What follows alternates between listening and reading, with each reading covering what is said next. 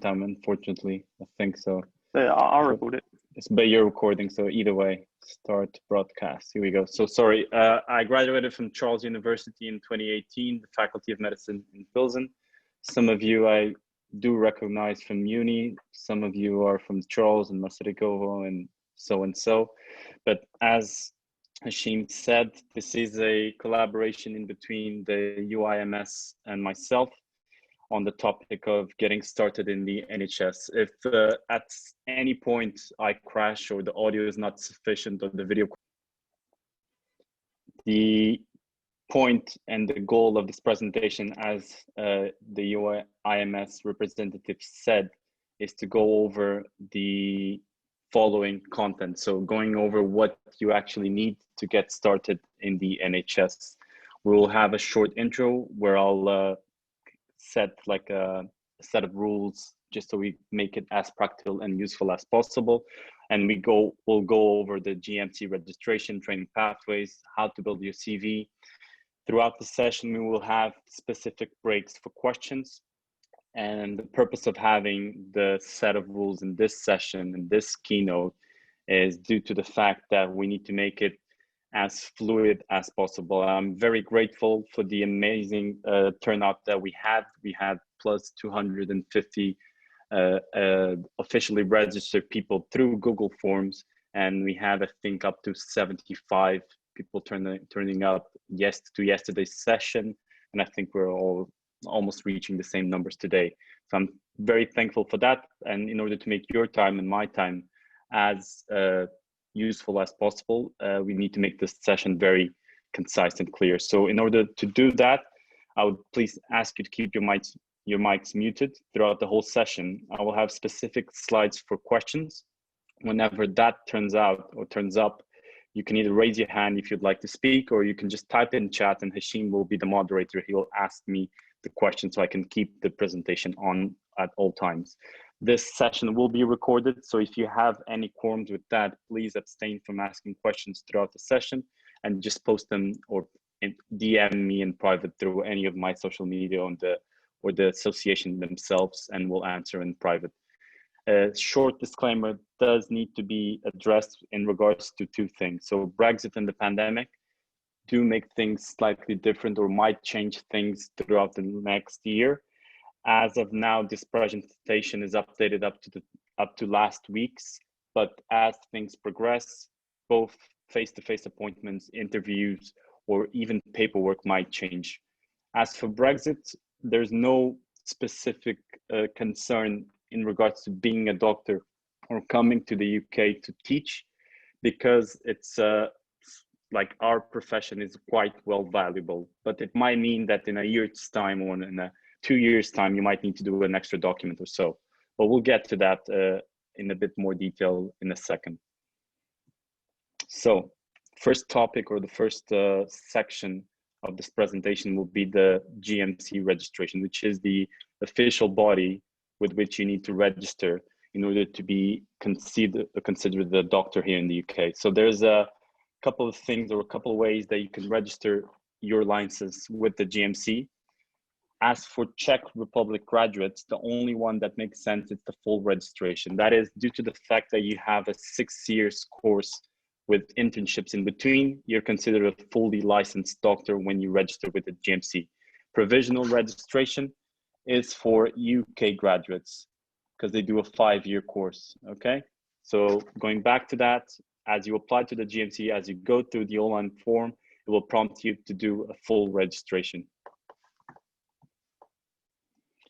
For the said full registration, there's a few things that you need to go through. This is the breakdown of the bullet points of the documents that you will need to present. So evidence of primary medical qualifications, pretty self-explanatory. Once and if you finish medical school, you'll have the diploma. That's it. English knowledge proof can be in the shape and form of IELTS, OET, or for those not within the EEA, so the European Economic Area, we'll need the PLAB.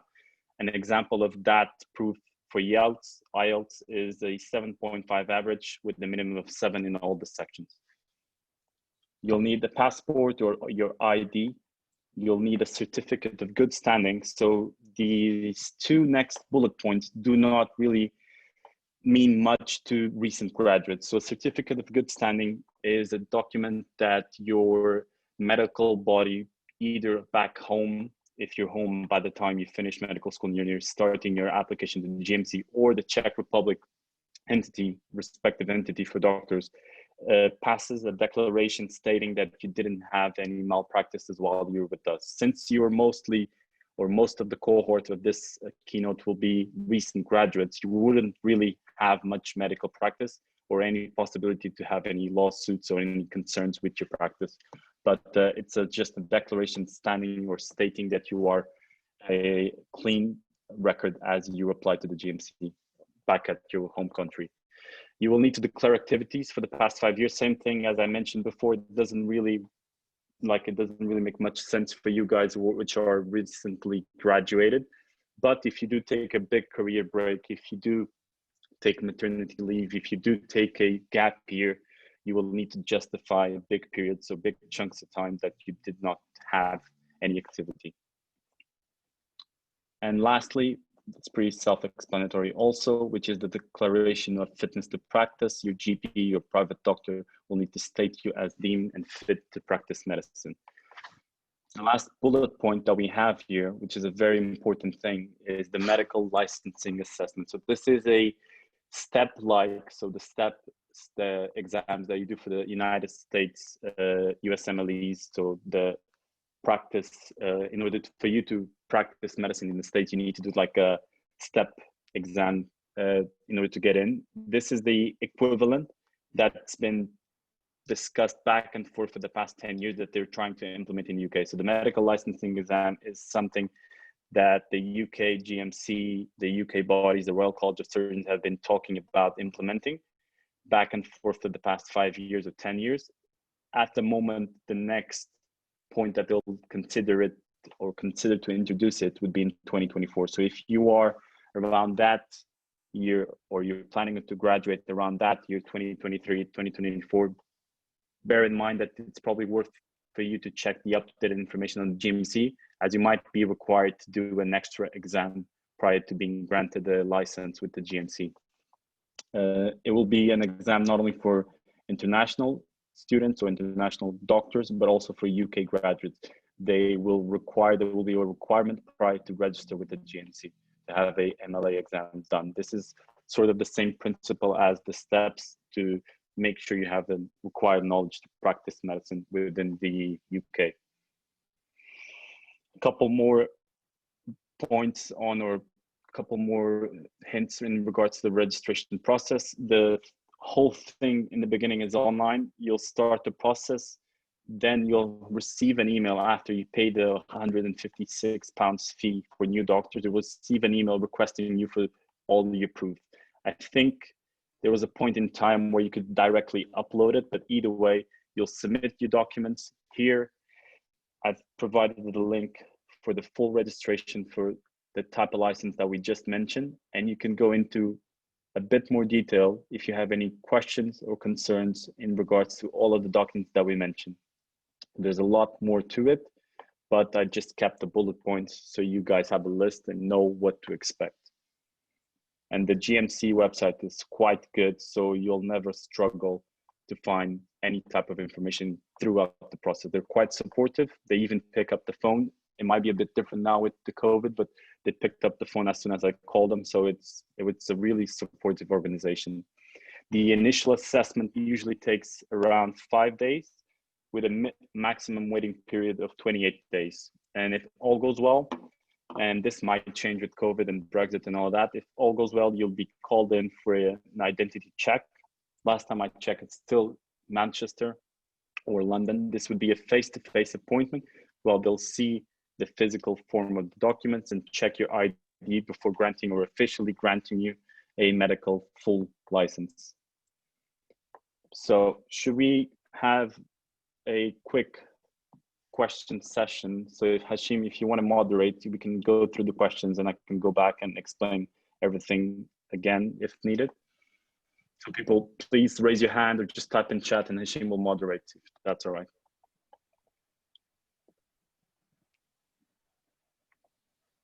And I do apologize in advance if I waffle around a little bit more, but a little bit too much, but feel free to ask questions. We'll go back to it as many times as you guys need.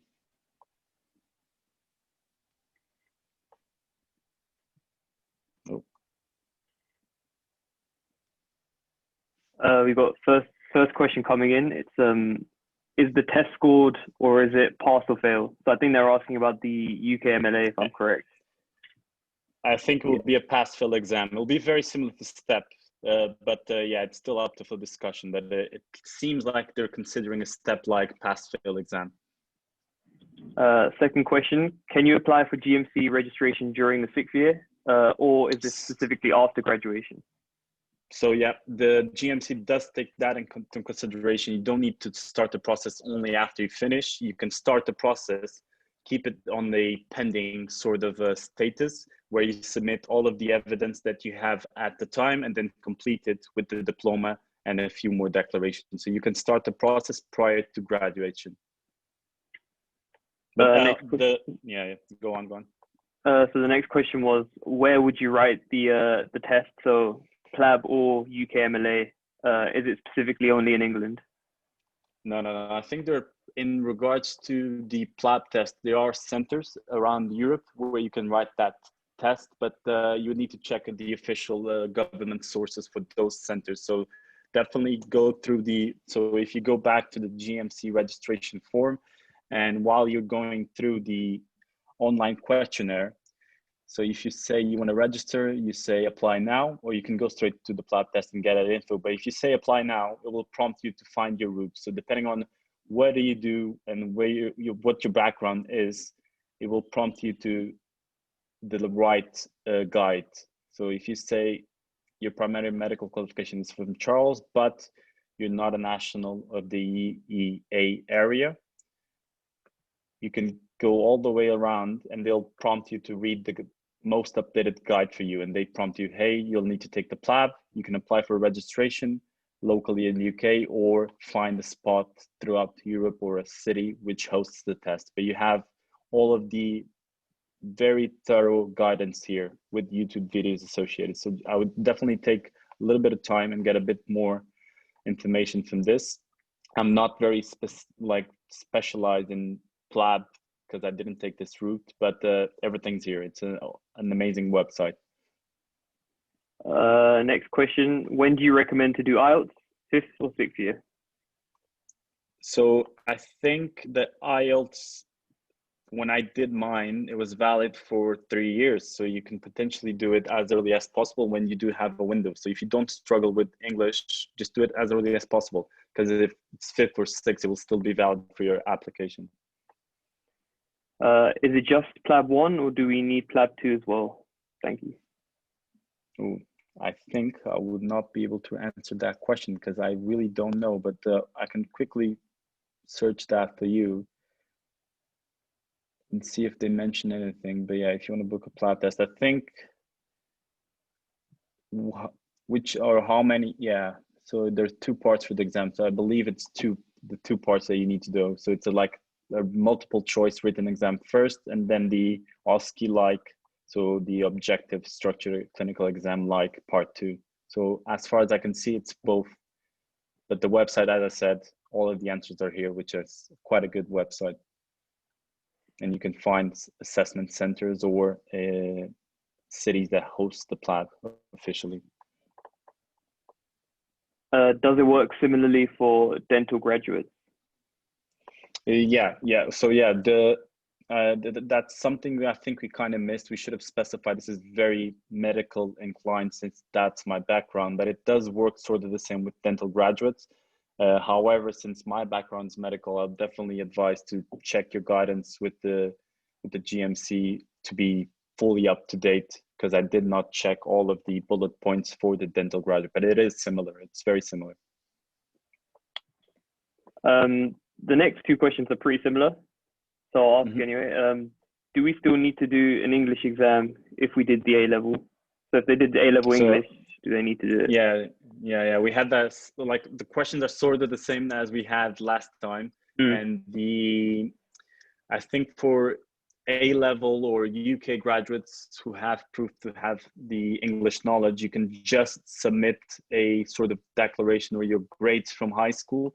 So there's other evidence. It doesn't need to be a new English exam to prove that you have sufficient knowledge. So whenever you send an email with the proof, make sure you state the document that's your English proof. So make sure you either attach a study report or your grades in the English level, and make sure that's submitted at the same time of the application. Don't just rely on the fact that you, I don't know, have a UK address or something like that. So definitely get a report or a study report and submit it with the GMC when you start the application. But it does work. I think there was 1 year that they were trying to implement an exam no matter where you come from or where you graduated, but they realized it's not really practical. Okay, if we finish our GMC registration and then we get the license, how much do we have to pay every year in order to keep it valid? Is there an annual fee? Yep, I'll bring it here. And I think it's slightly higher, if I'm not mistaken. So here you go. Fixed term registration fees for new applicants, full registration, where is it? Full registration effective in 2020. It's this one here. So for new doctors would be the 156. And then, where is it? I think there's a better, yeah, nope. The rest of the fees. Fixed term for newly qualified doctors, and then it's 52 if I'm not mistaken. No, that's the provisional. So it's 156, and then I think it's slightly higher if I'm not mistaken. But yeah, you still need to pay an annual fee. So it's at the same price. Is the PLAB mandatory to those who studied in the Czech Republic? No. So it's not about the country of study, but your passport and background. So country of origin or the country where you come from. So if it's within the European Economic Area, you don't have to take the PLAB. If it's outside of that, so outside of the UK or the European Economic Area, then you'll have to, no matter if you graduated from Charles or not, or the Czech Republic or not. Is the process similar for F1 entry? The person that's asking is doing a 5 rather than 6-year program. For what do they mean? So F1 entry. I think maybe this person. So the person's name is Lasita, and she can basically so she's doing an MBBS degree, not an MD degree. Oh, fine. So yeah, the process is different for that. As I mentioned, the Czech Republic graduates finish with the 6-year course, which it's equivalent to a couple more credits and the internship included. So you'd be considered overqualified to apply to the F1, F2 program. We'll get into that in a second. So we can go on, when I go into the training pathway, we can go over that if you don't mind. But yeah, it is different. I think you might have already answered it, but who needs to do PLAB? Who needs to do PLAB? Yeah, so students outside of the European Economic Area, so their background or their country, their nationality resides outside of the Europe or /UK. So EEA. Check if your country is within the EEA. If not, you'll need to do PLAB. What is your placement dependent on? As in, how do they decide which applicant gets their placement of choice over others? So I'm not sure what this question refers to. I think so. Let's say you're applying for a job, and let's say there's multiple people applying for the job. What's it dependent on? Yeah, we'll get onto that, because we'll talk about jobs, we'll talk about positions, but depending on what type of job you're trying to apply or training pathway, but it may vary a little bit, but it depends on your preferences. So you will have a column for what you would like to be placed or where you would like to be placed, a column that you in the middle, as in you don't mind being placed at, and a column for exceptions or no chance that you want to work in that region. So it depends on your preferences and the region that you apply to. But we'll get into that when you get to the next section of the presentation of the training pathway. I think we'll also get to this later, but the question is, which route did you take if not PLAB? If that'll be answered later, no worries. Yeah. So I'll go back for a second just to clarify a couple of things. So as I said, PLAB is for people outside of the European Economic Area, so people which are not born and have a UK nationality or a nationality or a passport that's from the European Economic Area. That is most of the countries in Europe and a couple more. So if you're from, I don't know, from a different country or have a different nationality, you will need to take the PLAB route, which is the OSCE-like multiple choice part A and then part B OSCE-like exam. But we'll get into the pathway in a second. Let me know if there's any more questions. Yeah, last question. What is the best way to prepare for PLAB 1 and 2? Ooh, there are a couple of really good YouTube channels that I can share with, but I do not have, I think, the experience and knowledge to tell you that. I can give you some general advice in regards to study. There are question banks for part A that you can subscribe to and just cram through the questions while you study. And then for the part B, the OSCE-like exam, there are videos, there are clinical stations online that you can sort of try and practice too. It's a bit difficult to practice for OSCEs with no face-to-face teaching and all of that, but there are really good reliable sources on YouTube. We can share that after the presentation. I think you're free to move on to the next section, Doctor. Okay. So the next session of the presentation will be training pathways, specifically the training pathways within the NHS, within the UK. Most of you, or let's say quite a few, are familiar with the training pathways within the UK. This is a diagram that quite well describes the pathway throughout. So I think the biggest cohort of this Zoom meeting session attendees is people currently at this stage of their career. They're in medical school and they're either about to finish and for some reason decided to come to the UK. The next step for all of you would be this. And we had a couple of questions regarding this, as in foundation years. So we'll address that right now. The purpose of having foundation years in the eyes of the GMC, in the eyes of any further or any future employee, is to provide you with the set of basic skills to make you a safe doctor. So they need to make sure you know basic clinical skills. You need to make sure you're safe in your practice. That's the purpose of foundation years. Give you a bit more clinical experience, guide you, and probably open your eyes on what specialty you might be interested in. But it's all about safety. So there's a couple of ways.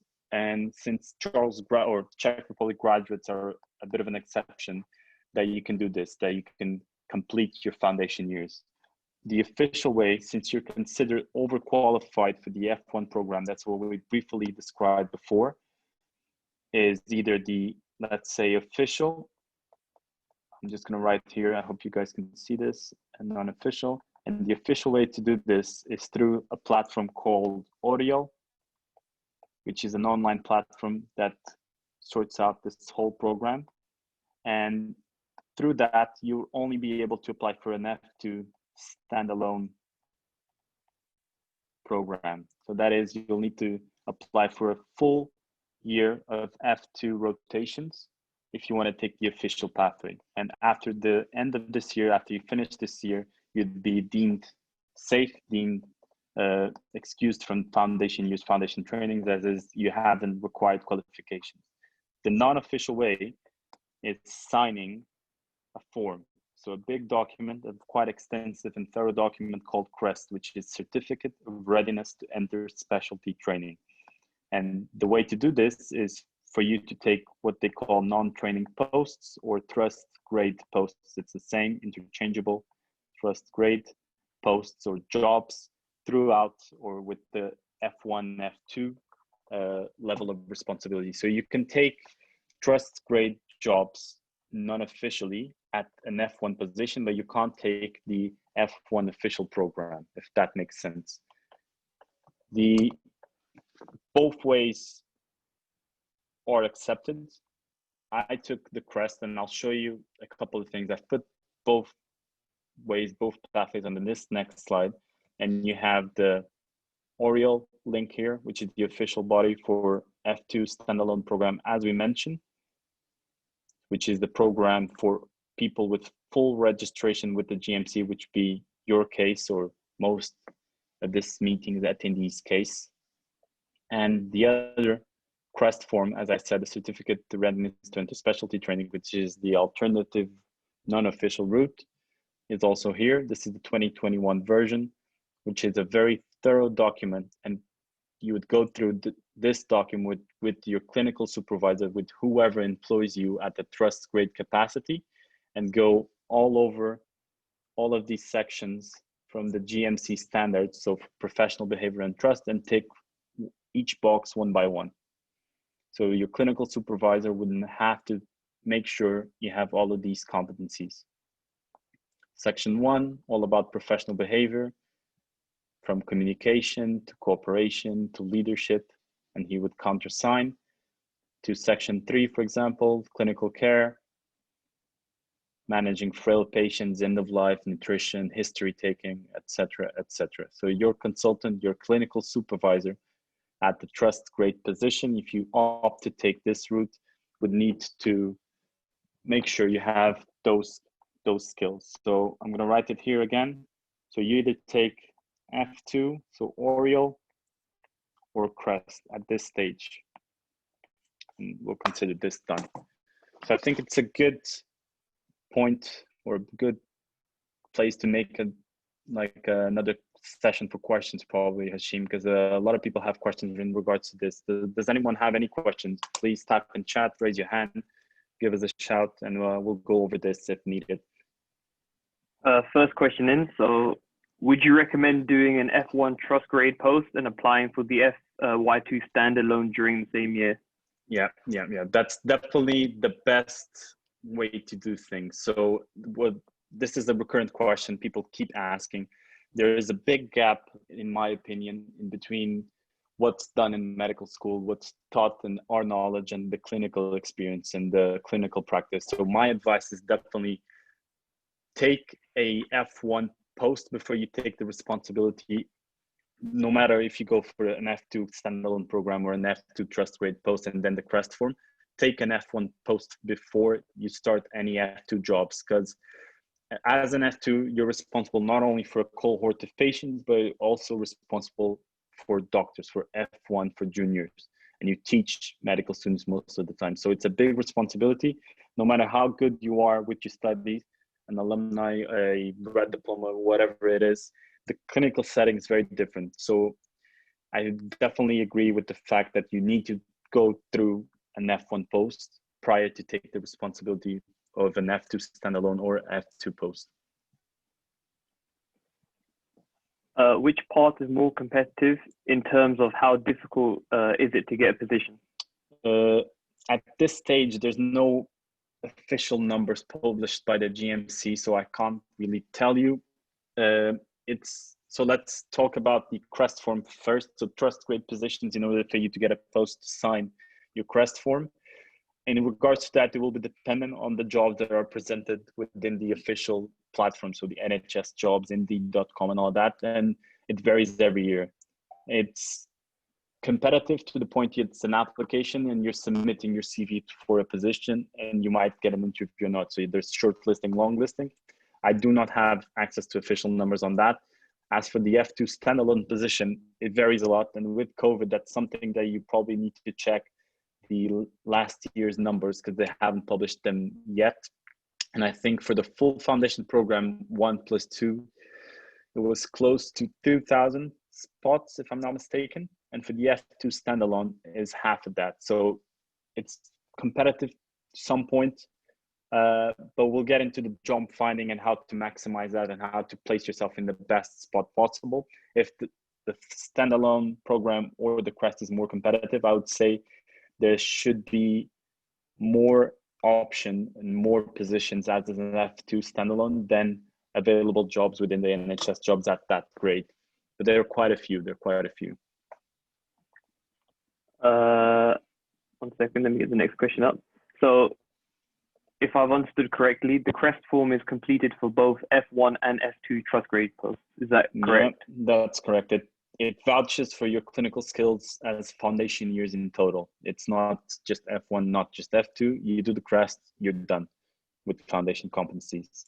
It is valid, the CREST form is valid, I think, for initially 2 years, but you'll have to triple check me on that. So if you don't get into a program the next year or the year after, you'll need to re-sign it. So it's just to force people to go back to the clinical supervisors if you don't get into the next step of your career. If I've completed an internship in my home country, am I able to apply for F2?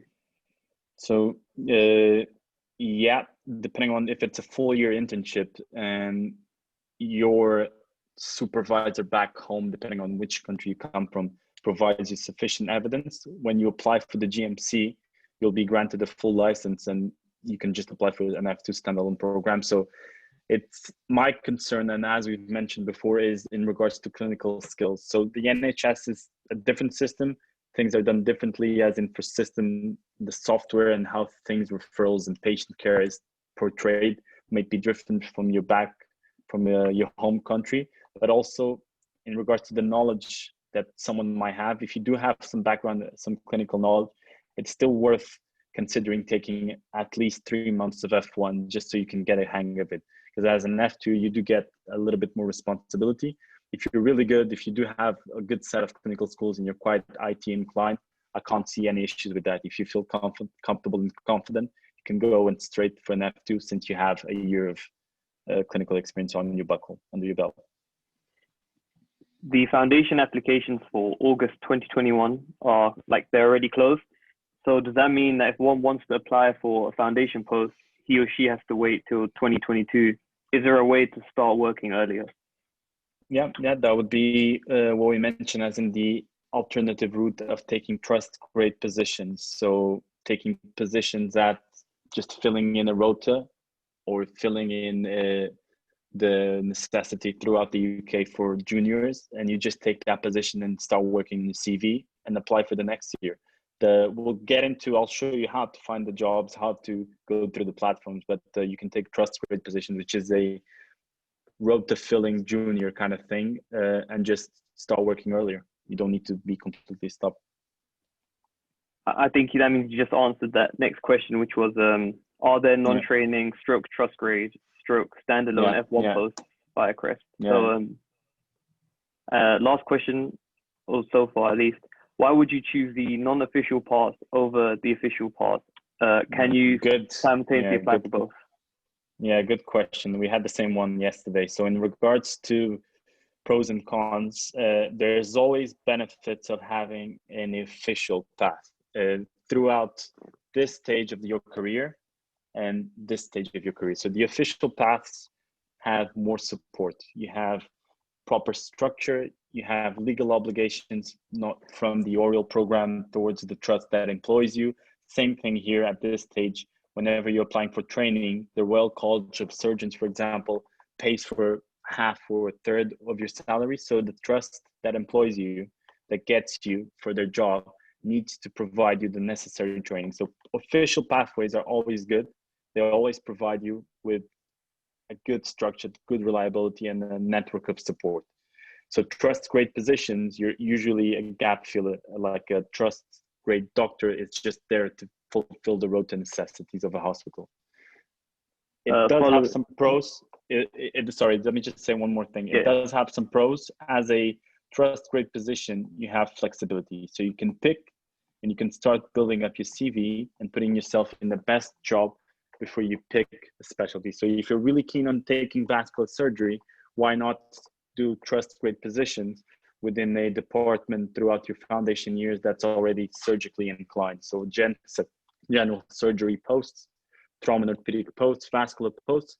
And by the time you apply for core surgical, by the time you apply for your registrar position or your specialty position at a vascular job, you'll have a lot of surgical experience and potentially projects. So it's more freedom of choice, but less support and network.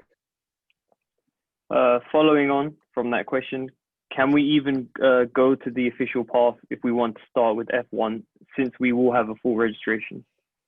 No. So if you check the Oriel platform, it's very clear that they won't allow you to apply for F1, F2 together. You'll need to apply for F2 standalone. You can't start with the F1 if you do have a full registration. So it's F2 standalone only. So usually the most common way of doing this is doing an F1 post while you wait for the F2 standalone program, if you are keen on getting the foundation formal training throughout. I think that's the last question. So you can move on. We'll get back. Please, guys, just feel free. Keep texting, keep putting questions in the chat, and Hashim will go through them as we go through. The links are all in the keynote. We will release the presentation either way. So feel free to ask questions and even email me with any queries that you might have. So from this point on, let's say you have your CREST form, you have your competencies signed off through the official way, the standalone program or your CREST, you go on to your specialist training, which is this section here. So it's the part of your career where you start working on specialty of your choice. So there's a couple of ways that you can do that. This diagram is quite good. It doesn't include everything, but it's quite good, and it's one of the best that I could find online. GP training, self-explanatory.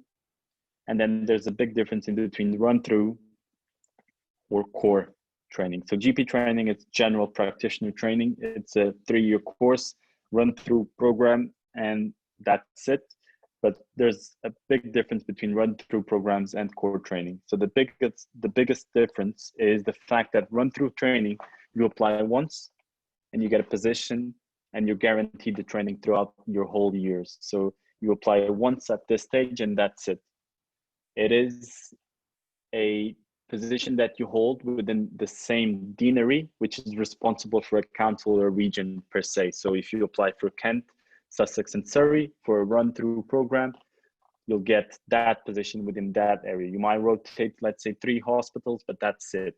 So there's benefits and there's pros in having a run-through post, but we'll get to that in a second. Core training is sort of the common stem before starting something more specific. And you would have to reapply before you get into the specialty part of things. So core training, it's sort of has things are done in Germany. Let's say you're interested in cardiology. The way you can do that is by going through core training, but specifically core medical training.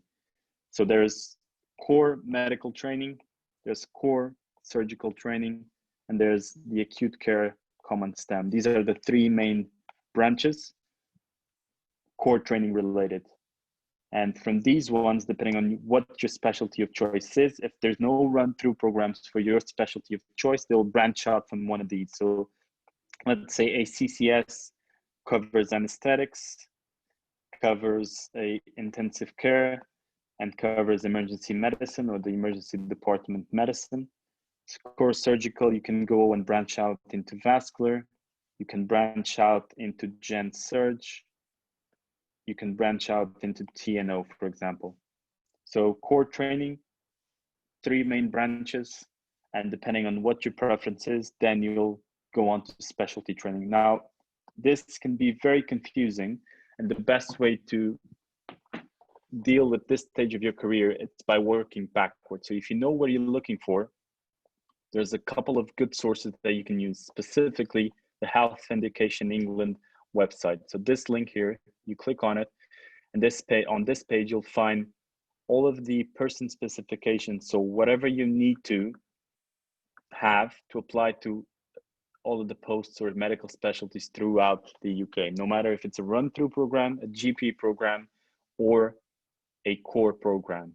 So let's say, working backwards, as I said, you're interested in general surgery. So as an ST3, it means there's something before that. There's no ST1 post under general surgery, so there's no run-through program for general surgery in 2021. You'll go through the document, the PDF for general surgery registrar position, or that's a specialty trainee position, and you'll see what is the eligibility criteria. So what the applicants must have. So besides having a full registration with GMC, which is pretty self-explanatory, you would need to have a couple more things. So you need to have completion of core surgical training. So looking back to my presentation to the diagram, if you're interested in Gen Surg at this stage of your career, you would need to have done core surgical training. So you would go back to the website, you would go back to the Health Education in England website, and you would see, so what do I actually need to get into core surgical training? And you have the whole list here, from specific stuff, legal, GMC registration, to less specific experience, to desirable criteria. So what type of skills do they actually want to see in a core surgical trainee, in audits, teaching, management, leadership, courses, etc., etc. We'll get into a very specific example of specialty choice in a second, but I just wanted to give you a little overview on how things are done. So going back to it, you have run-through programs, not for every specialty, but some do have both of them. So neurosurgery has a run-through, cardiothoracic has a run-through, radiology is a run-through, obs and gynae has a run-through, and so on. So always check the website when you're considering a specialty. You have GP training and core training. And those are the three main official routes where you can take and then undertake training within the UK. Questions in regard to this specific section of the presentation? Anyone? So we have a couple. Do you need IELTS for an F2 standalone and for CREST? So you need the IELTS for the you need proof of English knowledge for the GMC registration. So you wouldn't be able to get a GMC license if you don't prove that you have sufficient knowledge in English. And subsequently, you wouldn't be able to even get into a program or sign off your CREST if you don't have a GMC license. So I would say, yes, you'll need proof, but not specifically for the program, but for the GMC. How competitive is it to find a training post, if any, let's say from ST2 or ST3 in a run-through ST? Example, radiology. Yeah, we'll go into that. Specialty training, Health Education England, competition ratios. Here you go, from 2019. Here, this is the official document showing you how many posts and how many applications the UK Health Education England program received for specific medical specialties. I think they mentioned radiology. So if you go to radiology, can't spell. Oh, I think it's under clinical radiology, by the way. I think so.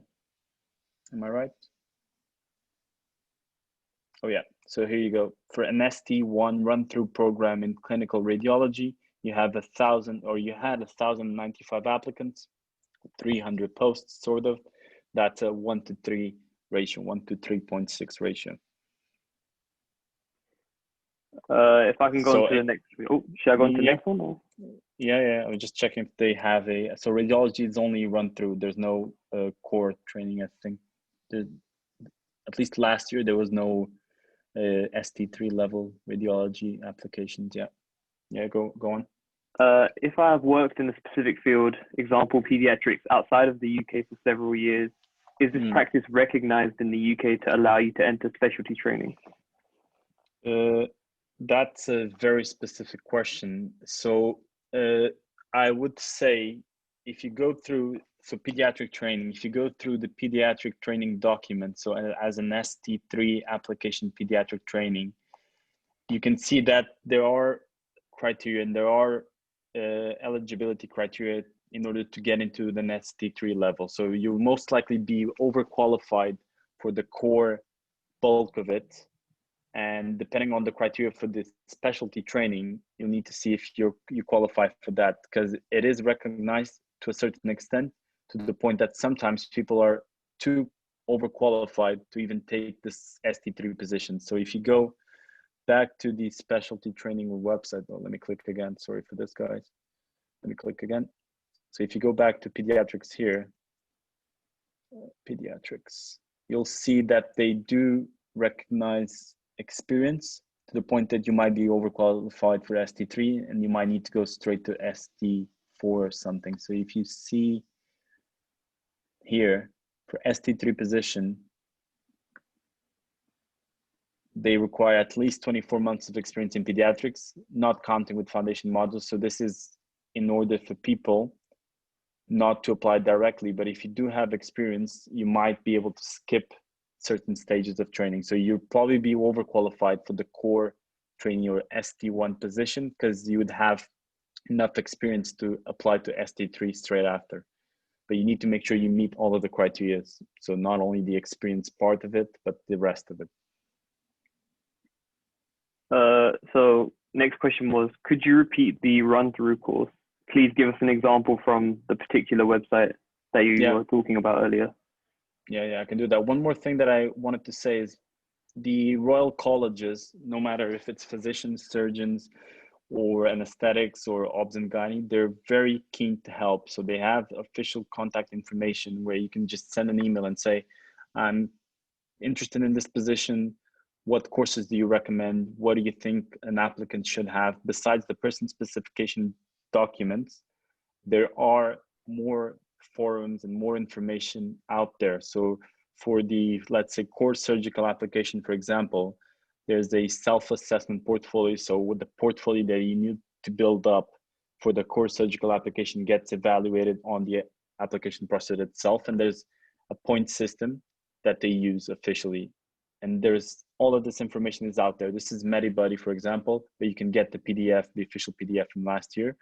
And you can have proper guidance on how and how many points you can get on each section and how can you actually maximize your points. We'll get into that in a second, but let me answer the question first. So in regards to run-through programs and you want to go through a specific example. So let's say cardiothoracic. I think cardiothoracic has both. So let's say cardiothoracic, I would check the competition ratio. You have cardiothoracic surgery ST1 run through 100 posts, 100 applicants for 12 posts with a competition ratio of 8. So 1 in 8 gets in. Very competitive, very little posts. In this case, it's even higher, the run through program, because it's more appealing than the ST3. And there's very little together either way. And you have an idea on how competitive the program might be. So possibly for cardiothoracic, it's all people with higher qualifications and higher degrees. You go back to the Health Education England website and run through post cardiothoracic surgery PDF. You'll pick it up and you'll check what's essential and then what's desirable, but essential criteria you need to meet, desirable criteria you'll need to work on because it'll probably make your application stronger. And medical qualification, you would have one. Language skills, if your IELTS not valid or your GMC is questioning your communicable and communication skills, you'll probably need to do a test. Fitness to practice, you mentioned, in order to hold a GMC registration, you need to have that. And then career progression, they start mentioning what you need to have. There's always caps on surgical experience that you can have. So in order to apply to this, in this case for an ST1 position, if you're, I don't know, a registrar or you used to practice cardiothoracic surgery in, let's say, Portugal for 5 years, they wouldn't take you as an ST1 trainee. They would say, you're just clogging up a spot. You're just taking a spot from someone who might actually learn because you're considered overqualified. So there are caps in surgical experience in every application. And going on through the essential criteria, all of these clinical skills you'll need to prove. This is all very broad. So it's just a guideline from the Health Education England. But as I said, with the core surgical application, there are documents, PDF specific documents for most of the specialties on what and how can you maximize your points. So reach out for blogs, reach out for the Health Education England or the Royal College of Surgeons for specific guidance. I can show you the self-assessment portfolio for the UK surgery. So the self-assessment, no, this is not good enough. Core surgery.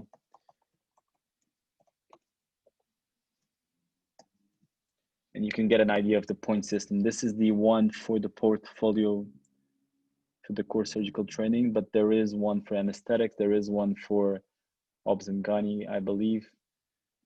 Let's see, there's a PDF. I think it's that one.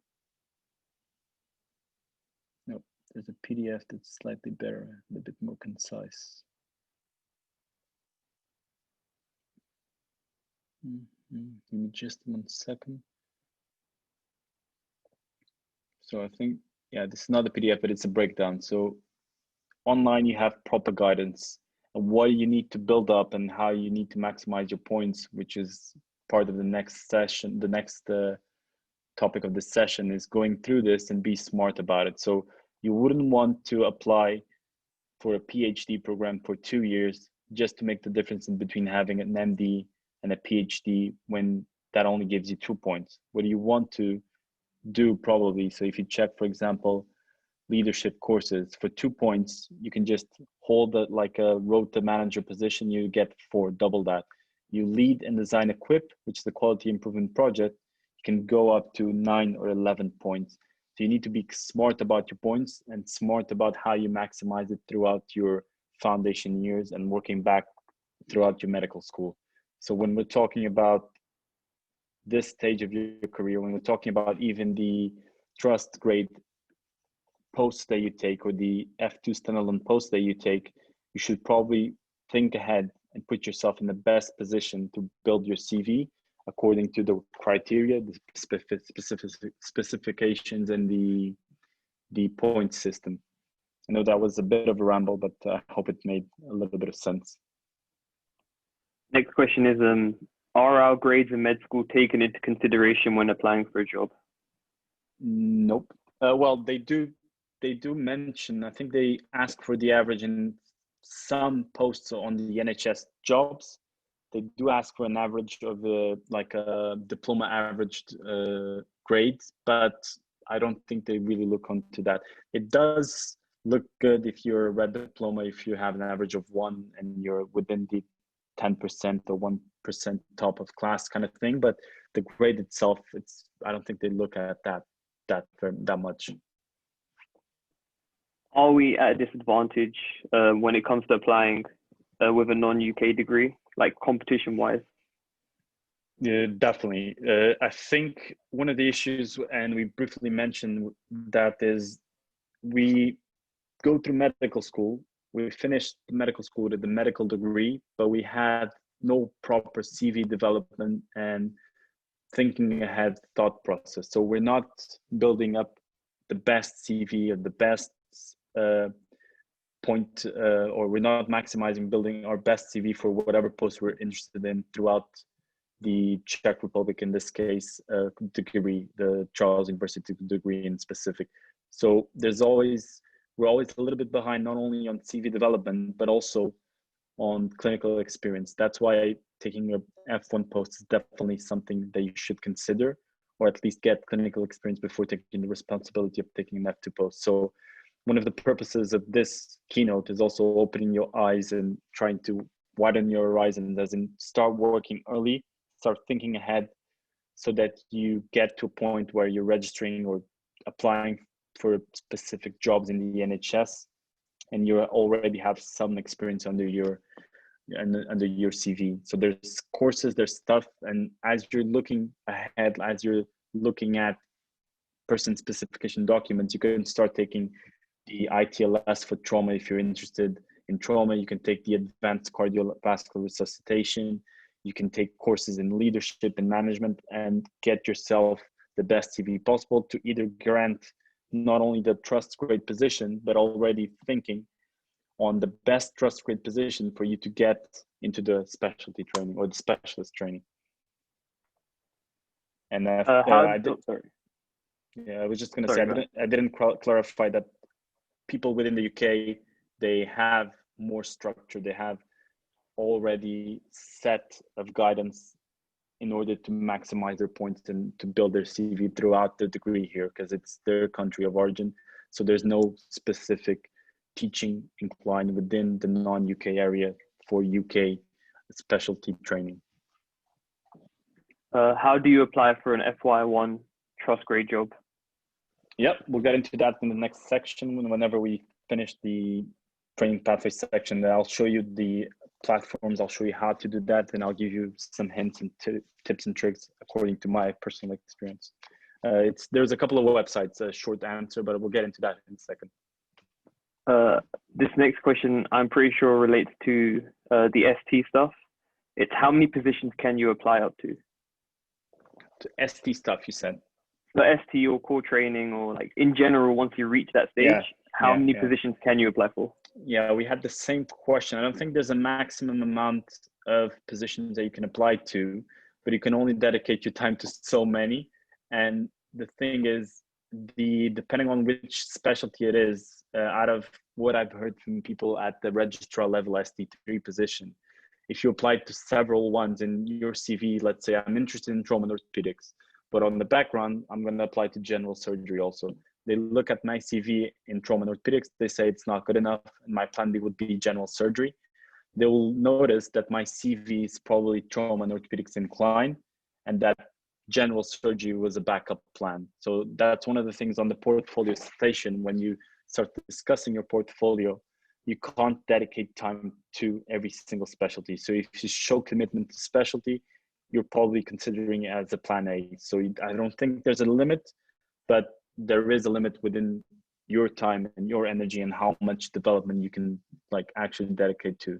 So the key thing to remember is, after you know which specialties you're interested, you need to work your way back and see what the criteria is. Because if like let's say you're interested in vascular and trauma and ortho and cardiothoracic, all of these will require core surgical training. So there's no point for you to even consider the ACCS core branch. But if you're interested in obs and gynae and anesthetics and then a surgical specialty, there's quite a few that you can probably find a common branch that you can take and still keep your options broad. But yeah, short answer, I don't think there's a limit, but yeah, personal limit, energy limit, time limit from yourself. Are there any specific pointers you recommend to help improve our CVs after we graduate? Yeah. Well, it's I think the last section of this presentation is tips on how to build your CV whilst you're graduating, or even after you graduate. So it all goes back to, if you know specifically what you're into, you should go and check the person specification documents and the forums and blogs for the self-assessment portfolio. So the point system within that specialty. I can show you one more example, but by doing this, anesthetics, let me see, self-assessment. But by doing this, you're working with a goal. You're working anesthetics, PDF, UK. You're working with a goal and you're working with a purpose. So you know what you want to do. So this is the example for a CT1, which is the ACCS branch here in the UK. So if you know what you need, you can just look point by point, bullet by bullet, section by section, how you can actually maximize your points. Like last year in medical school, or even throughout medical school, there's limited options. You can probably try and get into the section of research and try to get involved in study departments. You can get involved with the student association, take positions that are considered managerial roles or admin roles. You can publish lectures, you can host keynotes, for example. You can start helping out and start finding points one by one throughout your last years of uni. All of these courses, specifically in this case with the anesthetics branch, as you can see on top, are relevant. So depending on how many courses you actually have, you get more points for the anesthetic pathway, or the, I'd say anesthetics for the ACCS pathway. Royal College exams, so we'll mention that, or we can just mention that now. There's no like entrance exam as of now to apply to the specialty itself. But at this stage here, as you can see on the screen now, at this stage here, so before ST3 and in the middle of ST3 here, and I think on the GP training is you need to have the exam before you apply to GP training. You will have to do the equivalent exam. So no matter your specialty, if it's surgery, it's what they call the MRCS, physicians, MRCP, there's the obs and gynae one, there's the GP training one. So this is a postgraduate degree, an officially recognized postgraduate degree that you do in the form of an exam with written and then clinical sections before you went to specialty training. So it's a requirement. When you check the person's specification, is a requirement in order to apply. that you can start working at any stage of your career. So you can start studying or you can start working and apply at any stage. My advice, and this is a very specific advice in this case for the MRCS, but applies for everything as in the MRCP also, is try and do it throughout your foundation years.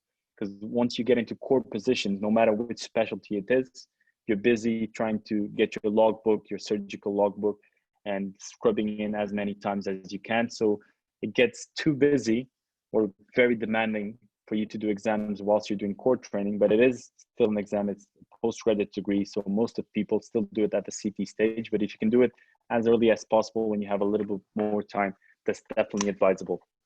So going back to the question, if you know exactly what you're looking for, go and check the self-assessment criteria, go and check the person specifications and work with the purpose.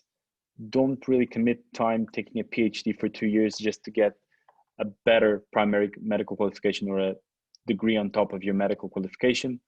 Work on the courses, work on the quality improvement projects, on the audits, and maximize your points in a smart way also. I think that's the last question. Oh wait, no, I think there's one more, sorry, my apologies. How many times can you do the MRCS stroke MRCP test? I think for the MRCS, I will need to check that actually. I think it was 5 times last time I checked. And you need to complete it prior to specialty training applications. I can try and Google that for you. How many times can you do the MRCS? Because it does vary and it keeps changing. So Part A, 6 times, not 5, apologies. That's it. I think MRCP should be sort of the same, but yeah, MRCS Part A 6 times. I think that was the last question now, so you can move on. So finding a job, we've had questions. It's always sort of the same. Like last night, it was sort of the same as people keep like wanting to know more and more, but we do have it here. Finding a job, there's a couple of different ways you can do that.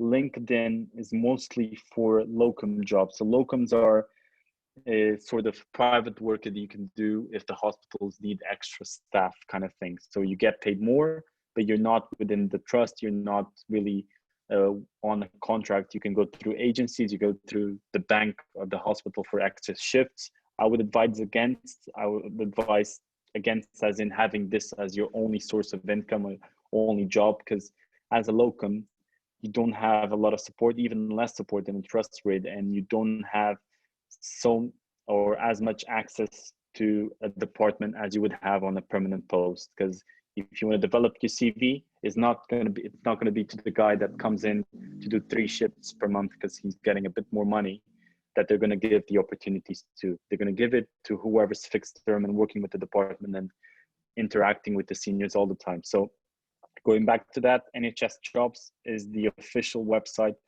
where the government or the NHS employees will post their positions. You can be very thorough and specific with keywords. You can set up and then search with filters and get emails every day with the new position and roles at your criteria or within the search options that you input. Let's say I'm interested in surgery. You can start the search just with the keyword surgery, and it will prompt you from locums to regis positions to clinical fellow positions to staff nurses to sisters and theater staff. So you should probably take doctors at this stage here and apply the filters again. There's 46 surgery related posts at this website, and you go through.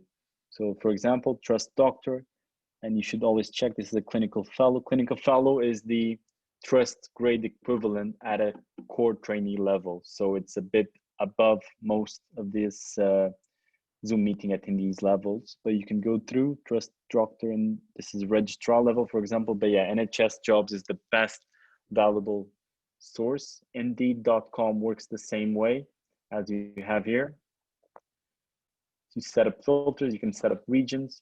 And the good thing about NHS Jobs and Indeed, after you take a little bit of time, you upload your CV, you fill in all of the requirements for, let's say, one post, you can just migrate it to all of the other applications. There are some specific tabs that they say, what's your motivation? And you should kind of change. You don't want to apply for a pediatric post and say, I really love surgery. It's all I want to do for a pediatric post, but most of the things are interchangeable. So after you set up once, you can just rinse and repeat and edit very small stuff. And that is regarding job searching and official sources. So NHS jobs, indeed.com, and you can always go to LinkedIn for some stuff. As an alternative route, you can even email the line managers. You can email departments at a specific hospital that you're keen on working and say, hey, I'm interested in working with you guys. Do you have any opening positions? Or would you consider doing a trust grade rotational job, which you can also suggest that the post that you're looking at in the NHS website, it's only specific, let's say, for 6 months general surgery F1, but you would like to try out the emergency department also. You can always suggest to whoever's the manager, whoever's recruiting, that you would like to set up a contract rotating, let's say 6 months in surgery, 6 months in emergency department, and they'll definitely be keen on taking you in if they do have the spots. So these are the 3 official website sources, but you can always reach out specifically to hospitals managers. They do need to officially publish on NHS either way. And as a follow-up from what we've been mentioning, it's good to think ahead. If you know specifically what you want, it's good to work your way back. It's good to look at the person's specifications, at the portfolio of the specialty of your choice, or the 2 or 3 specialties of your choice, and cross-match your way backwards. So making sure you're working from early on, from the foundation trust grade post or from the standalone rotations, because you can try and change rotations with your colleagues if there's something you would prefer to do, and work early on the maximizing your CV and potentially investing on the CV of choice and the best way to get or assure that you get into the surgical or the specialty of choice that you have. So early on, or the earlier you start maximizing your chances, the best, or always the best position you can get. It is known that the smaller hospitals have more opportunity due to having less competition, and do take that into account when looking for jobs through the NHS post. That's important to notice. You don't want to apply for a, let's say, general medicine position at a center that, if you're interested in renal, doesn't have a renal unit. So try to do a little bit of research on the NHS jobs on every single position that they post, or most of them, depending on how good they are, how diligent they are, they should. So this is for a consultant, which is a bit above our grade. They should put a job description and the person's specifications, as in what they want from the applicants. So read through them and make sure it satisfies your needs, as in your requirements to develop your CV. And even during the interview, you can say, well, I want to get into, I don't know, pediatric surgery. So what exposure can I have to pediatric theater within this pediatric trust grade F1, F2 post? And if they say, oh yeah, we can set something up, you can try and force their hand, as in, well, I want allocated protected time on Fridays afternoons, or you can say, or try to get a sense, because you need to safeguard yourself and you need to protect yourself and your goals, as in people will always look for doctors to fill in posts just on the road on the wards and not care about training, especially at the trust grade level. And if you don't vouch for yourself, you don't make sure you're exposing yourself to what you need in order to develop your CV, you'll just be a rota filler, a gap filler. So before we go on, any questions in regards to that? It's a bit redundant from what we've been doing about the CV, but we can start addressing questions right now if you'd like. Yeah, there are a few questions coming in. So this question's a bit off topic, but I think it's pretty interesting. Any tips on BLS and ALS certificates? Are they required? Does it matter which country we get the certificate in? Is it possible to apply without the certificates and get the certificates via the NHS? They pay for it or train us.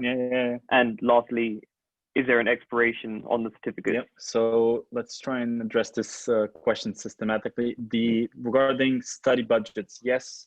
So the NHS does support even trust grades or trainees at a junior foundation year level, and even throughout the whole course. So I think the foundation years, or any post at a foundation level, you get 1,000 pounds per year for the total of 3 years. So you can only get maximum £3,000 at a course of 3 years for study related expenses.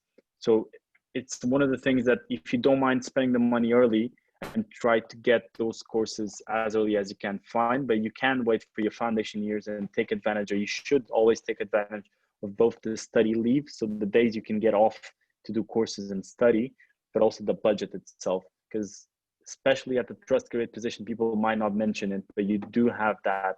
There's forms you can fill in, you do the course, you pay for it for yourself, but you'll get the money back on the next pay slip. So in regards to ALS and BLS, it's always good to verify that it is a course that, if you're back in Portugal, Italy, whatever, you're taking a course that's verified and recognized within the UK. You don't want to do a very specific, even if the course might be taught in English, you don't want to do a very specific course that then whenever you come to the UK, it's completely put aside. BLS and ALS, it's redundant, so you can take both of them, but if you do take the ALS, it's better than the BLS. There is the cardiac ACLS American version of the courses, which are also recognized, but do check the platform to make sure the course that you're taking is recognized within the UK. I don't know. Next question is, if we graduate in June, July, when should we start contacting hospitals for F1 standalone jobs? So I would start now. I would start setting up filters within the NHS jobs, the Indeed.com, like take half an hour from your time on a Saturday evening, Sunday, whatever, and set up filters as in, okay, I'm interested in general surgery. This is how I did it when I decided I wanted to come to the UK. So I started the process for the GMC registration, let's say about January. And I did the IELTS, I think late December, got the GMC registration, came to, I think, Manchester at the time, late January, and started apply to positions while I was waiting for my application to be formally accepted and my ID check appointment with I started applying with posts within the NHS jobs. So most of the positions want a doctor with a fully registered license, which is the criteria of eligibility for most posts. But as soon as you have one, you should just start posting, or you can start earlier even without the full license. And one of the tick boxes that sometimes they have is, I don't have a full license yet, but I'll graduate in July. So you can start filtering out, start getting familiar with the website and setting your preferences. So as soon as jobs pop up, you have a tab saved on your computer with all of the jobs that you want to keep applying or start applying. And as soon as you finish your degree, you can just finish the applications. So take home message would be start as early as possible. Next question is, as far as I understand, through the official foundation program pathway, you rotate through 3 different departments throughout the 1 year. Oh, yeah. Does the same thing apply for the trust grade post? If not, then if I do an F1, F2 trust grade post where I only work on one department, i.e. general surgery, then am I still deemed eligible for to continue the specialty training? Good question. That was one of the things that I wanted to make clear before I applied for positions here in the UK. So yes, for F2 official training pathways, you do rotate every 4 months for the F2 Oriel platform official program. NHS trust grade positions, if it's not stated within the post that you applied to that it's a rotational post, it means that it isn't, that it's a specific fixed term post at the department that you're applying to. There are posts with a rotational component, and you can always email the admin office that's posting that job and ask them, hey, I know this is just a 6 months gen surge, but I want to do something extra. But if they don't state it, it's just a specific post for that position within the department for whatever term you're applying to. And as for eligibility, one of the criteria for, as we were saying in this case, surgery training, is not having more than 18 months in experience within the field.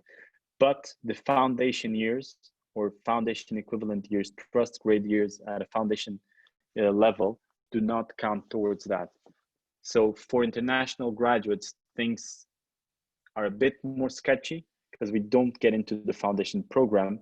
But basically, is up until you sign your crest kind of thing, or the cutoff is 2 years after you finish and graduated. So let's say I graduated in July 2018. Anything after that up to, or anything up to July 2020, no matter if it's surgical, medical, pediatric experience, it would not count towards the cap that we have for the eligibility criteria. I don't know if I'm explained that good enough or concise enough and thorough enough, but I hope it was useful.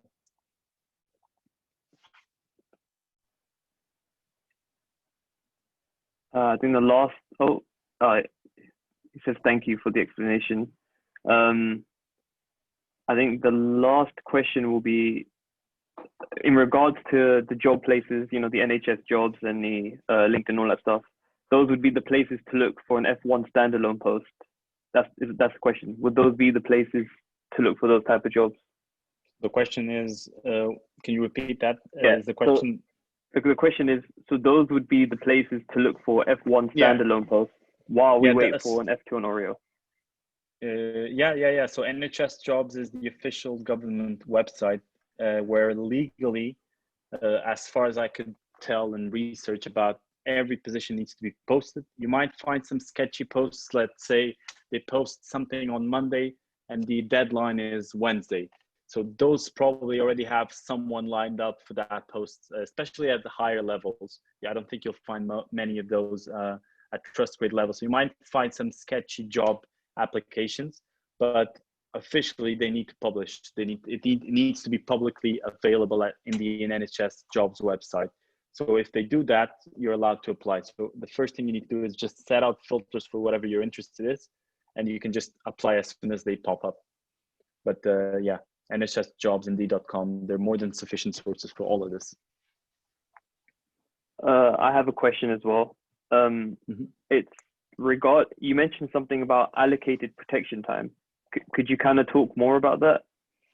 So yeah, so it's something that I learned from my own experience here within the trust grade positions I've been doing. We can go over my course a little bit more thoroughly if you guys are interested in that. But you do realize that even if the post might say, yes, there's an educational component, that there's surgical experience, or there'll be possibility for you to scrub into theater. There's a lot of like nuances with possible experience opportunity, or a lot of room for people not to actually care about that. So if you specify within whatever level you're planning to apply, or whatever post you're trying to apply to, that you want protected time means that you're not even allowed to get bleeped, no matter how many responsibilities you have on the ward. So the point being, or the reasoning behind this thought process for you to vouch for your own time and protected time, is that there's always going to be jobs on the ward. There's always going to be busy on-call shifts. You're always going to be swamped with stuff in most of the trust grade positions, because that's your job. You're the first line of the doctor team or the medical team to respond to any type of requests from all of the other teams, the multidisciplinary environment that we have, from physios, pharmacists, and sisters and staff nurses and all of that. So from small to big to unwell patients, you will be the first line of defense. So if you don't have protected time, depending on the post that you're applying to, you might just stay on the wards for the whole duration of the post, as in 8 hours a day, and whenever you're on call, 12 hours a day. If you get that stated on your CV, or sorry, on your contract, even better. So protected time would safeguard your experience or your exposure for not only theater, to research, or to do more with your CV, not just prescribing drugs on the ward and looking out for ward patients. Hello? Oh, I think that's all for questions so far. So okay, so as we were saying, there's a lot of ways to maximize your portfolio, build your CV, put yourself in the best position possible. The take-home message in regards to that is that you guys should definitely look and think ahead, go backwards from what your specialty of choice might be, check the person specification, check the portfolio guidance online on forums. Medibuddy has a lot of resources, as I've shown previously. They not only show you the document, again, the PDF that we shown before, but they go through everything. What's easy to take, what's not easy to take, what's actually good to take, how many points you can get in all of the different sections. So not only check the official document, check the forums specifically on the specialty of a choice, but also reach out specifically when you are within a post already, a trust grade post, reach out for the core trainees within that field, or reach out for the most junior registrars or ST3s, ST1s, because they would have been through the process not so long ago. So they have the best advice to give you. And initially we had a break, but I think that's it for now. We can go back to questions if anyone has anything specific that they want to go over again, or we can close up and finish up the keynote. We can go back to Hashim eventually, but yeah.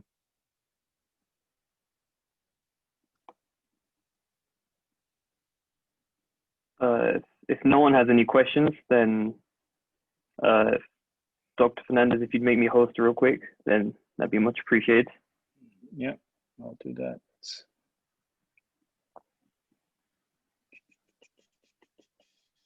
Where's Mr. Make host? Here you go. Thank you.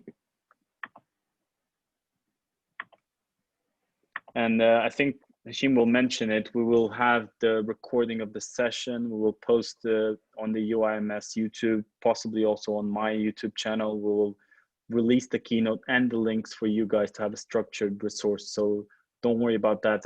I guess Hashim will address it in a second, but yeah. Yeah, so everyone, thanks for your time. Just to follow up on that, this has been recorded and this will be posted on YouTube. The lecture will be posted on Facebook as well, shortly after this concludes. Appreciate all your questions and stuff. We just got one question coming in quickly, Doctor. Yeah. Regarding the GMC registration, are we required to use the EPIC platform on ECFMG? There's a lot of acronyms, man. Yeah, you're gonna need to break that down for me. Yeah, you're gonna have to break that down for me. So he's asking for the GMC license. Oh, I can bring up chat here. Let me check. Yeah, it's the second one. Epic platform, ECFMG. Oh, I don't even know what that means, but I did everything to GMC. I didn't need to do any extra platform. So I would say you're not required to use Epic or whatever the ECFMG stands for, but yeah. So everything started online. I did the form online. It prompts you to a specific route depending on your background. You apply, you start the process, you submit the documents, and then you come for an ID check. I did not use any extra platforms. I hope that answers your question. So I think it did. So it's for the, okay, so ECFMG is for the US. There are agencies that help out stuff and so, as in finding a job even at a trust grade position. There are agencies that will usually, I don't know, with COVID, that would come to Charles and do like presentations, keynotes to recruit people. So they have specific connections with trusts to try and guarantee that the trust that wants to employ you gets students or gets recently graduated doctors. There are private companies that help with the recruitment process, but as I said, you can do all of that for yourself. Yeah, TR asks, could you maybe go through your course that you took very briefly? Oh yeah, we can do that. We can definitely do that. Do you mind if I share something very quickly? Is that all right? Sure. Yeah, I'll make you host again. Okay. I think you need to stop your I will stop my share. There you go. I'll just share the same picture as I was. I'll start the broadcast. So going over my specific pathway and my background, I'll go back to one of the bigger training pathway schemes, this one here. So going back to this, I graduated from Charles Uni, Faculty of Medicine here. Initially, I was thinking on moving to Germany, but things took a turn and change in my personal life and professional life. And I decided, nope, I want to come to the UK. I came at this stage I started as an F1 trust grade in Gen Surg, on which I worked for about, I think, 6 months. Yeah, 6 months at a time. I know this is not the best color, but you guys are going to have to deal with it. Then the F2 post was the T&O department had a position. They knew about me. They knew that I was keen to do trauma and orthopedics, and they knew that I was like a safe, reliable, quite good doctor. This is me giving myself a pat on the back, but people talked good about me. So F2 post was like they were in need of doctors. They needed people to fill in the rota. And they said, well, why don't you just apply? I thought at the time that was a bit too much, but it was good that I forced myself. Now I went into a trust grade position or a non-training position as an F2 for T&O for 8 months, sort of 6, 7 months. By the 5th, 6th month, I had the crest form already signed. And at the moment, I'm planning on applying, and I think the next week, I think the core surgical training opens up. So I will apply to core surgical, the formal training next week, and I'm at a junior clinical fellow position at this stage. So it's a sort of trust grade equivalent position for a core surgery applicant. So I'm at the Trauma and Orthopaedics department in Southeast London doing a junior clinical fellow position. Big words, they all mean you're doing a CT equivalent type of job and you're getting paid that. And I only took that job prior to applying to core surgery this year because I wanted to push myself a little bit further. So might as well that I take more responsibility and get more exposure prior to start the official core surgical. If for some reason I can't get into core surgical, my CV is not good enough, or there's not enough spots, and for some reason I don't get in, I'm already at this level, which is sort of the same as the official core surgical. But as we said, official pathways are always better. I hope that helps. And I want to do trauma and orthopedics, by the way. That's my goal, trauma and orthopedic surgery. There was another question. It was, how are working conditions, specifically, hours, weeks? Yeah. Well, like, I'll send you host back so you can put back the slides that you wanted to present. So thank you. It varies with specialty. It varies with the hospital, the department, the team you're involved with. It varies with the responsibility that you have. I can talk about my own experience, as in, if you're an SHO and you're taking referrals, it's quite busy, especially T&O. So you're taking responsibility from taking or looking out for new patients coming through emergency department, people requesting your opinion throughout the internal medicine admissions. So it does vary. It does get busy or if you do take on calls, you usually have a 4 or 3 block of on call. So let's say it's 4 days or 4 nights if you do Monday to Thursday, 12 hours a day, and then you got the rest of the week off. But if it's the weekend, you get 3 days block of on calls, but it varies a lot. Working conditions, the same thing. I can't vouch for every single hospital in the UK.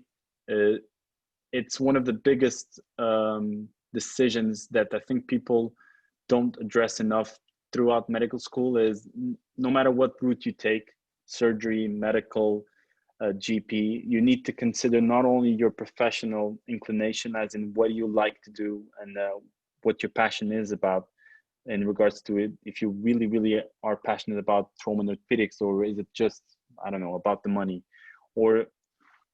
but not also that, you need to take into account your social life, because you do lose a lot of hours, not only through on-calls, but through post-nights, but also developing your CV outside of your work, because you don't develop your CV, you don't do research, you don't prep keynotes and all of that on your day-to-day work during a non-call shift. You do that on your spare time. So it's a bit of a evasive answer. It does vary. It may be slightly worse if you're a non-call SHO, slightly better if you're an F1 trust grade on a geriatric ward where people are like half of them is palliative, half of them has multiple medical comorbidities, but you're not escalating treatment. But I hope that provided a little bit more insight. Another question was, do you need to complete any exams throughout the whole process to proceed further? Yeah. An example given is prior to being able to apply to I think we briefly mentioned. So prior, exactly as you stated, prior to apply to specialty training, no matter what specialty it is, let's say ortho ST3 or gen surg ST3 or renal medicine or pneumology or oncology, whatever it is at the specialty training level, there will be a requirement, or in the MRCS, MRCP, MRC, Obs and Gynae, which is a postgraduate degree, a usually two-part exam that you take with a multiple question written exam component, part 1 or A or whatever, and the second half of it would be the clinical setting or the clinical stations part of the exam. So there is an exam depending on which specialty you go into that you'll need to take. You'll see on this person specification sheet exactly what the requirement is and what exams are accepted. So there might be specialties as radiology where they state that you can take the MRCP or the MRCS or any radiology incline exam. So you need to check the person specification for the best advice depending on what your field of interest is. In regards to your training, this person asked, so you completed F1 in 6 months and then F2 in 8 months instead of 1 year for each of them? Yeah, so officially, in order for you to sign your CREST form, you need to have worked at least, you'll see the criteria when you read through the CREST form, you need to have worked at least 3 months with a department. So potentially you could sign your CREST within the 4th month of your F or F1, F2 rotation. In my case, I signed it not after the F1 rotation because we're considered overqualified for F1 competencies kind of thing, but I signed it 3 to 4 months after my F2 rotation because my clinical supervisor knew me, he knew my work, he relied on me and he trusted me and vouched for all of the different sections within the CREST form. But the minimum is the 3 months work within that department, let's say F and F2 level. Do you need to do various rotations in F1, or if you know you want to do general surgery, can you do the entire year in general surgery? So the short answer would be yes, you can. And as you can see, my experience is very surgery inclined. And one of the advantages of being on the non-official pathway is you can pick what you want, as in to put yourself in the better position to apply for the specialty training afterwards. So you can definitely do a year, 2 years. You can stay as a trust grade doctor for your whole life if you would like to. I have a colleague at an F2 level at my old department that she was on the TNO SHO, a TNO F2 position for the past 6 years, 7 years, and she was happy like that. That's what she wanted to do with her life. So you can stay for as long as you want, but be careful with the caps. So don't overdo, and don't, after you complete your competencies and you get your sign off, or after that 2-year period, make sure you're not overextending your stay kind of thing. But you can stay and you can pick and rotate within the limits of your contract as many times as you want, or as many opportunities as you get. You can definitely stay for the whole length. I think that's all for, oh wait, there's one more question. I would just mention something in regards to the last question. I think it's also good for you guys to realize that it's good to change. I know people have friends and family throughout the UK. It might be a bit different. You have sections and regions and counties that you would prefer to stay, but it's good to keep forcing yourself, breaking that plateau, because after 3 months, 4 months in general surgery as an F1, at an F1 level, there's only as much as you can learn at that level. So it's good to not only rotate, but also force yourself and apply for higher and keep developing your CVA and exposing yourself to more difficult situations kind of thing in a safe manner, let's say. This is a very interesting question, actually. Do you know anyone who got an unfair contract? What shall we look for, in regards to working hours, days off, salary, in order to get a fair contract and we are not screwed over? It's an amazing question, something that you can learn the hard way, definitely. So there's one of the things that I can compare, or when I have my personal background as in Portuguese and having studied in the Czech Republic, I do feel there's a big like strength and a big push towards safe work conditions within the UK, but it doesn't mean you won't experience unfair contracts. So definitely subscribe to either the British Medical Association and 1 or 2 more the medical defense unions for the legal purposes of the thing. It's like you invest for a BMA subscription as a F1 for, I don't know exactly the fee, but let's say it's 50 quid for a whole year. So 50 euros for a whole year for a service that will make sure you have a fair contract, that will actually proactively review your work conditions, your contract, and escalate concerns. It's definitely worth your money. So there are resources. The BMA is an amazing resource. There's defense units for medical students, doctors, to protect them from these type of contracts. So definitely reach out to them to make sure you're exposed the best way, or you're protected in the best way possible, not to work overtime. So there's always the new 2015 junior doctors contract that's in place, so no one can actually offer less than that. And there's a Facebook group for the junior doctors forum or something. If you Google, it's one of the best ones, one of the biggest ones, and you can get a lot of information and support from your colleagues there also.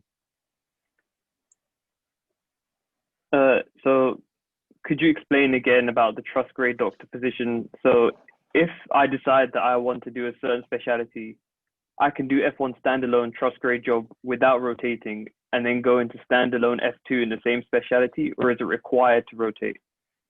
No, it's not required to rotate, but when you say, you mentioned standalone on both of them, so it can be a bit confusing. As an F1 trust grade job, there's no limitations as in what's offered and what you can actually get when you apply. So you can do whatever you want for a year or for how long you want. As an F2 standalone, if you refer to the Horiel platform official pathway, you will have a forced rotation every 4 months. So you can't pick that. If you're meaning the second part of your question, as for a trust grade level kind of thing, also you can stay at the same department for as long as you want, as long as that department has the escalation for it. So if you're at trust grade F1 in general surgery, for example, at my old department, they did not have an F2 trust grade job. They only had juniors as a CT as the next step. So you would need to apply through core surgical if you wanted to keep progressing within that specific department. So as long as there's a spot available, trust grade wise, you can apply for any position, any specialty for as long as you want. If it's the F2 official standalone through Horiel, you will need to rotate every 4 months. I don't see any other questions coming through, so I think it's safe to wrap it up. So, oh, yes. Nope. Sorry, you have to cancel that. Nope. Cancel that celebration. Zena, we're not answering. We're not answering. That's it. It's been 2 hours. I have stuff to do. It's Friday.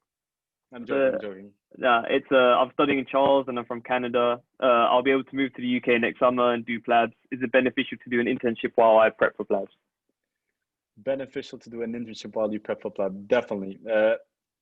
I mean, like, push yourself as much as you can in a healthy manner, but you can't get anything better clinical experience wise than being within the clinical setting. Like, it's as honest as I can be. Like, you can get the best clinical hosky session through YouTube or a face-to-face course in the whole wide world, but once you're at the emergency department and the old lady starts having an MI, you'll freeze if that's your first setting, or your first contact with an MI or something like that. So being exposed to clinical setting, being exposed to clinical experience, it's always beneficial in internships, and it always starts building up your CV. So I can't stress that enough.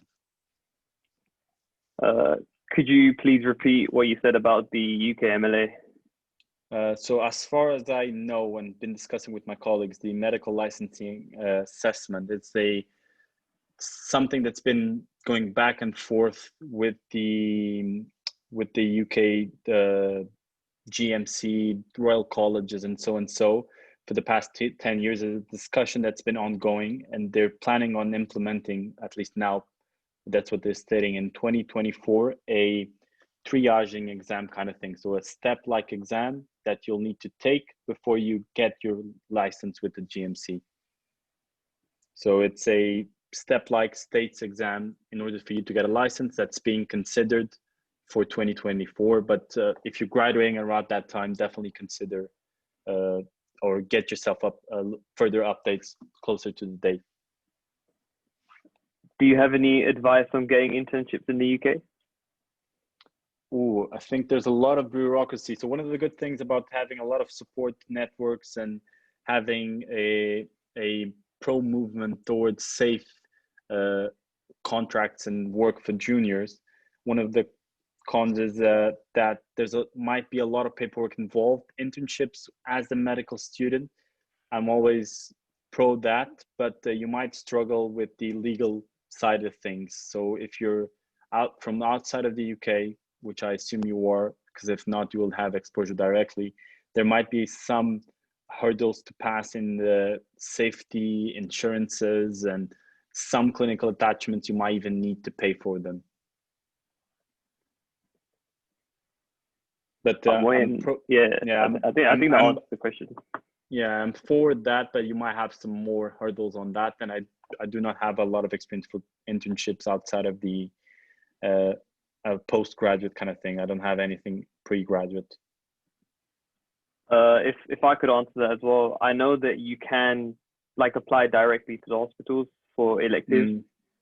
Each hospital has their own kind of elective page, so it might be worth taking a look at hospitals and applying through the contact there. I think okay, we're gonna wrap it up now. I'm gonna let Dr. Fernandes be free. Dr. Fernandes, it was honestly amazing, a very informative webinar. Appreciate you doing this twice for us. I learned a lot both times, and I'm sure everyone here has learned so much from you. Guys, make sure you check Dr. Fernandes' socials. It will be posted again on Facebook. Give him a follow. I'm giving up on medicine. If I get 1,000 subscribers on YouTube, I'm gonna say fuck medicine. I'm gonna keep going. Professional YouTuber, yeah. But if I could just get your attention, guys, quickly to what's on the screen. It's a look at the UIMS. Feedbacks, people. Give feedback to UIMS and myself. It's definitely the best way to keep developing and keep learning. It's getting feedback from the people. For sure. But take it away, Hashim. Yeah, so the feedback form will be posted on Facebook. Make sure you fill that in. It's good for all of us if we get, an idea of what you expect from us and how much you learned from this and what, all that kind of stuff. But look at the calendar for the future events. Tomorrow, there's a get to know the UIMS team better. So as you might know, there's committee applications coming up and some of you may have questions. So if you have any questions, turn up. A link will be posted on Facebook and a link will be posted on Instagram. Submit your questions. We'll do our best to answer them. If you just want to see my face again, turn up tomorrow. Why not? There's a deadline, 9th of November, for the committee applications and for the photography and art competitions. If you want a cheeky 500 crowns, you don't have to submit. There's no application fee. So you can just submit a single photo, a single art, and who knows, you might win. Quick 500 crowns, that's props right there. And the whole of November, if you're a man who's fortunate enough to grow, you can do both, why not? Then, hey, you might win a cheeky 1K. Lucky you. But yeah, sure, why not? If you're a man who's lucky enough to grow facial hair, unlike myself, then why not get involved in the UIMS Movember fundraiser? It's a great way to raise money for men's health, and 3 to 4 representatives from the UIMS team will be spearheading the event in regards to the Movember fundraiser. Don't forget to check out our socials. We'll be posting more stuff in the future. And like I said, if you guys could kindly and respectfully fill in the form that we post on Facebook, we really appreciate any advice you can give us. And I look forward to hosting more events for you guys like this in the future. If you have anything you guys would like us to do in the future, please feel free to let us know on our socials. But from me and from Dr. Fernandes, I thank you all for your attention. And Doctor, thank you so much for your time. Thank you very much, guys. Feel free to reach out. Feel free to not only to UIMS but myself. I'm always keen to help. But as the recording will be done, hopefully everything went all right. We'll just edit the video and publish for you guys to check out posteriori. But the keynote, I think Hashim already has the keynote here. I'll release it on Facebook also. See you guys. It's been amazing. All right, Peace. bye guys.